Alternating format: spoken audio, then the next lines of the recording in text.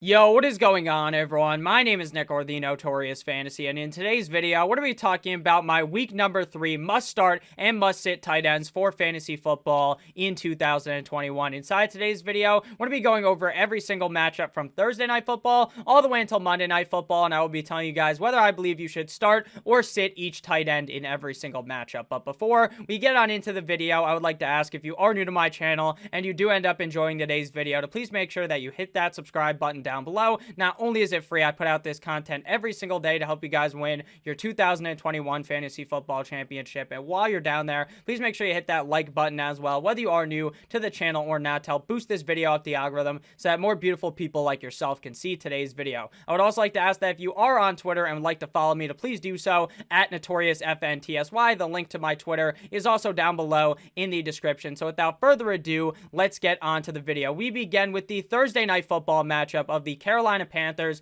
and the Houston Texans tonight. Now, Dan Arnold, get to the chopper, ended up playing quite well in week number 2 up against the New Orleans Saints. While this is a cupcake matchup up against the Houston Texans, I'm not going to tell you guys to start him or that he even really is likely to finish inside the top 12 at the tight end position. I think we're getting a little bit ambitious trying to fire up Dan Arnold this week up against the Texans. I do understand that, hey, if he has a big game this week, if he looks solid again for the Panthers, then next week and for the future, then yeah, I will talk about Dan Arnold a lot more as him potentially being a start-worthy week in and week out tight end. But right now, just based upon him having one good game and one not so good game, I don't really want to start him here up against the Texans. For the Texans, they use 2 tight ends. They use Jordan Atkins as well as Pharaoh Brown. To me, neither of them are really worthy of being a starting tight end in fantasy football, especially with Davis Mills being the starting quarterback. Who really knows how good the Mills man himself is going to be tonight? Next up, we got the Indianapolis Colts at the Tennessee Titans beginning the Sunday slate. In this game, I'm sitting down both Jack Doyle as well as Anthony Firkser. For the Colts, they use Jack Doyle. They also use Mo Alley, Mo Cox, my boy Mo Money, Mo Cox, unless they really commit to using just one tight end, or that one of the guys is the clear leading tight end on the team, then I'm just not too confident in telling you to start them. I'm also not too confident in the fact that Carson Wentz is going to get the nod to be the signal caller this week. I think it's going to be Jacob Eason. How do you hurt both of your fucking ankles and then play the next week? I'm just not too sure about that. So I think they buoyed by the side of caution here, and they end up sitting down Carson Wentz, which makes me even more nervous about Jack Doyle. Definitely sitting him down here, even though this is not a tough matchup up against the Titans defense. For the Titans, like I said, I'm sitting down Anthony Firkser. He just doesn't seem to have too much of a role in this offense, unless, of course, he finds the end zone. So when you're playing Firkser, you're basically just rolling the dice, hoping that he ends up finding his way into the end zone. Next up, we got the Atlanta Falcons at the New York Football Giants. In this game, we're firing up Kyle Pitts. Now, looking back at the draft and looking back at how shit Matt Ryan has played, did the Falcons make a mistake drafting Kyle Pitts? Now, at the end of the season, maybe it won't matter, right? Because the Falcons have like 2 wins, and then they go ahead and take a new quarterback. They get Spencer Rattler. They get one of those top-end quarterbacks in the 2022 NFL draft. But right now, it's looking a little bit suspect as to why they let Matt Ryan run this team. If they're trying to win this year, it's just not an option at all. Matt Ryan looks stinky, but at the end of the day, even if Matt Ryan sucks complete and utter donkey peen out there playing the quarterback position, Kyle Pitts should still be fine. This is a juicy matchup up against the Giants, so you're certainly not going to sit him down. For the Giants, Evan Ingram, will he play? Will he not play? I don't really give a fuck at the end of the day. I'm not starting him here up against the Atlanta Falcons. Even though the Falcons defense is soft as it gets, there's no reason to play Evan Ingram. His hands just do not work. Next up, we got the LA Chargers at the Kansas City Chiefs. In this game, I'm starting up both Jared Cook as well as Travis Kelce. You drafted Travis Kelce likely in the first round, and if you didn't draft him in the first round, you got him at the beginning of the second round of your draft. So every single week, you're going to start Travis Kelce. Doesn't matter which defense he's going up against. The Chargers defense, not super easy, not impossible for Travis Kelce to have a big game this week. There's a couple of players at every position that are basically matchup proof. Just to name a few, you got Christian McCaffrey. Doesn't matter what defense he plays against. That guy has the potential to score 30 plus points every single week. Same thing goes with Devontae Adams. Same thing goes with Michael Thomas back when he was the wide receiver 1 in New Orleans before he was hurt. There are just players that are so good and so involved in their offense that it doesn't matter matter which defense they're facing. So here, Travis Kelce is a must-start candidate for me. Obviously, you're going to play him up against the Chargers. For Jared Cook, I like him too up against the Kansas City Chiefs. The Chargers kind of had a snooze fest of a game up against the Dallas Cowboys. Now, it wasn't necessarily a bad game, but everyone built that game up to be this back and forth affair between the Chargers and the Dallas Cowboys, and it was not that at all here. I'm definitely going to be firing up Jared Cook, though. I'm confident that this game will be probably what the Dallas game was built up to be for the Chargers. I like Jared Cook week in and week out. Next up, we got the Cincinnati Bengals at the Pittsburgh Steelers. The Steelers, normally, if it was just Eric Ebron, I would be banging on the drum here, telling you guys to aggressively fire up Eric Ebron this week up against the Bengals, but they do use Pat Freiermuth enough for it to kind of diminish all of the value Eric Ebron could have on a given week, so he's going to be a sit for me. CJ Uzomah of the Cincinnati Bengals is going to be a sit for me as well. The Bengals just don't overly involve a tight end in their system, so that means I don't want to be starting them in fantasy football. Next up, we got the Chi-Town Bears at the Cleveland Browns, and here we're firing up Austin Hooper. Now, reports came out a little bit ago that Odell Beckham Jr. is going to be good to go for week number 3, that Odell Beckham Jr. is going to play barring any setbacks. Now, week number 1, we think he's going to go. He doesn't go. In week number 2, we think he's going to play the day before the game. Stefanski rules him out. So we're sitting here in week 3. We're assuming right now that he is going to play. Wink, wink, going to play. I'm not 100% sure that he is going to play.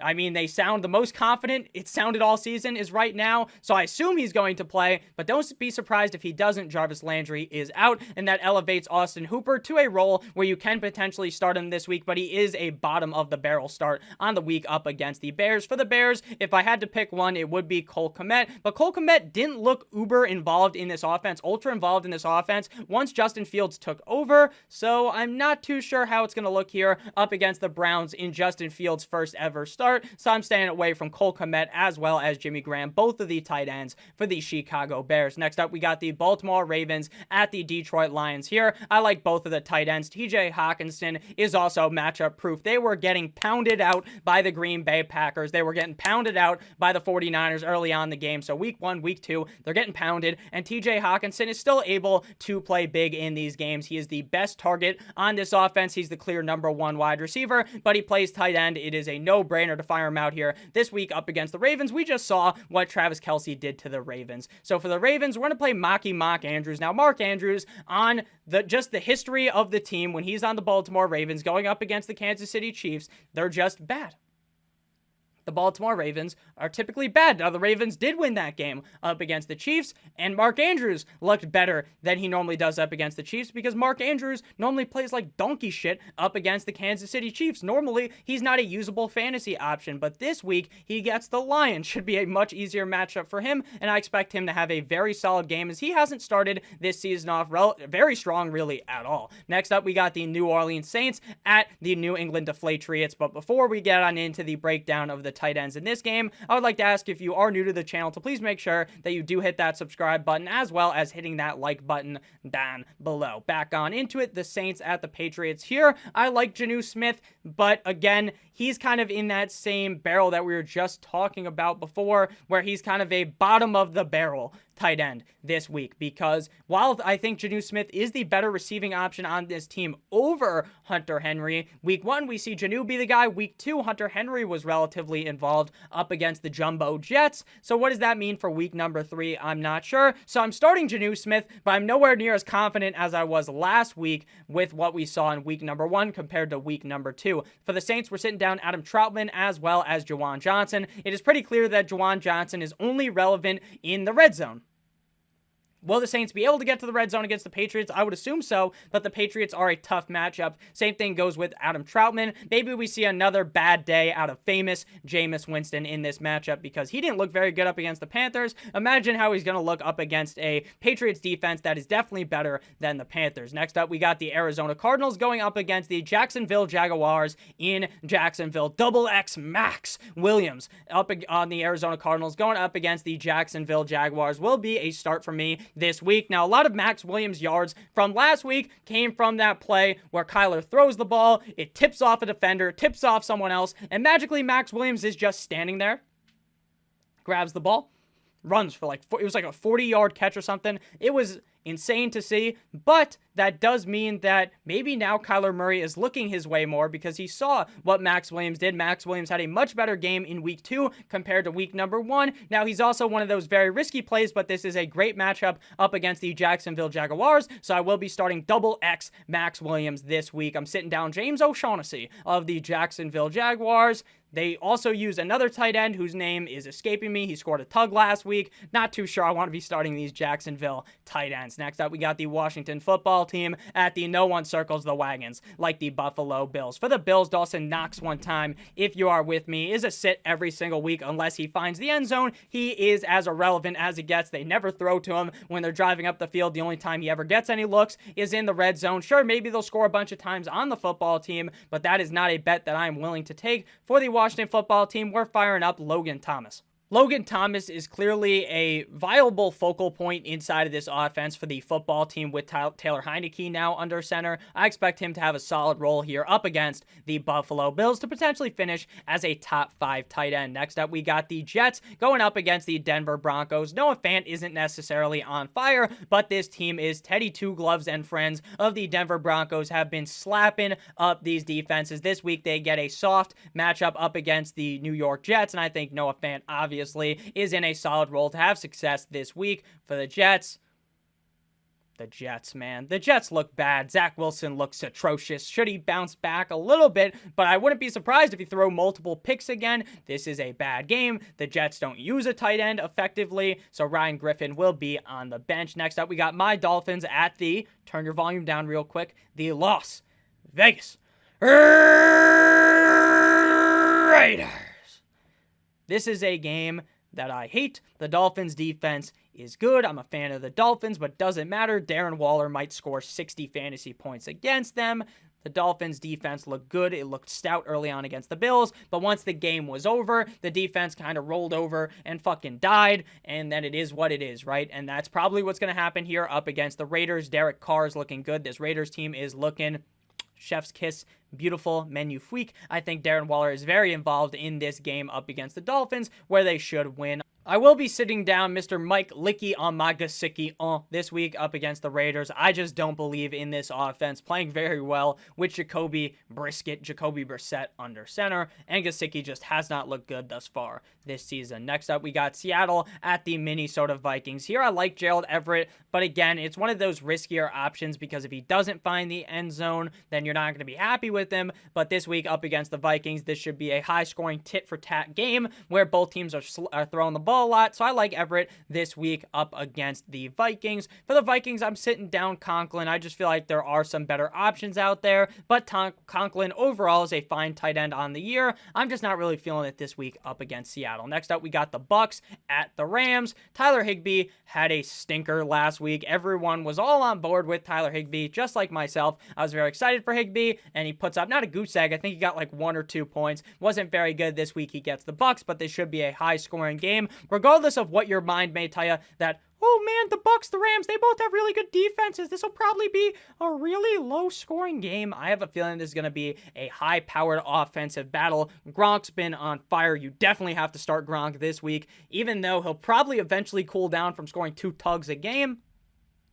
It is what it is. Maybe he got those 2 tugs per game from Robert Kraft, because we all know Robert Kraft loved those tugs, and so does Rob Gronkowski here up against the Rams. I like him a lot. Tyler Higbee, kind of dicey, but there's definitely much worse starts than Mr. Tyler Higbee. Next up, we got the Packers and the 49ers for Sunday Night Football. Here, I like Tunyon as well as George Kittle. Now, George Kittle has been on a tear, but not a tear on the defenses in the NFL, but a tear on your fantasy football roster because he is completely fucking your team right in the ass, left and right every single week. Will things change? Definitely. I feel like the kind of down game for Kittle last week was because up against the Eagles, it wasn't a very high-scoring game. It was 17-11. So I feel like there's definitely room to bounce back for George Kittle and for Robert Tunyon. I like him as a start this week. He scored a tug last week, ended up making me lose my fantasy matchup because I was against him. But, you know, it is inevitable that Robert Tunyon scores. He loves scoring those touchdowns. That's where he gets his points. And there is a solid shot he scores this week up against the Niners. Final game here, we got the Philadelphia Eagles going up against the Dallas Cowboys. Zach Ertz, probably not going to play. which means that Dallas Goedert is in an excellent situation up against the Cowboys. The Cowboys defense got a train ran on them week 1 by Rob Gronkowski at the tight end position. A similar thing could happen this week with Dallas Goedert going up against the Cowboys. Fire up the Goedertinator up against the Dallas Cowboys. I'm sitting down Blake Jarwin, Dalton Schultz. Doesn't fucking matter. I have zero confidence in those Cowboys tight ends. Thank you guys all for watching. This was a quicker video, so hopefully you did still get a lot of knowledge from this. I'll be back tomorrow morning with a regular video. I'll be live in a couple of hours at, I believe, 7 p.m. Eastern Standard Time with a live stream answering all your questions. I love all of you guys. Thank you so much for watching. I hope you do have a great rest of your guys' day, and I'll see you guys a little bit later in that live stream. As always, guys, goodbye.